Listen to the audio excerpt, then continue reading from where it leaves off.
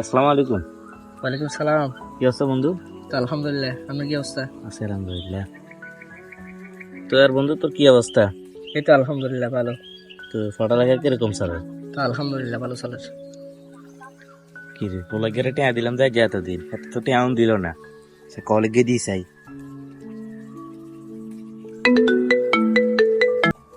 Hello, hello, কন্টে রে তুই?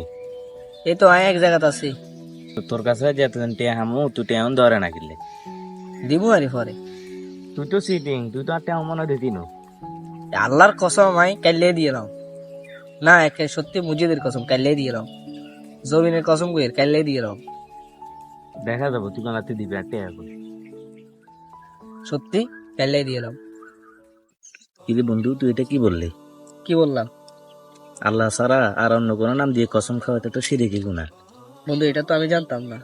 এটা প্রত্যেক মুসলমানের জানা উচিত। বন্ধু, আমি ভুল করেছি, আজকে থেকে আর করবো না। আল্লাহ প্রত্যেককে হেদায়েত দান করুক।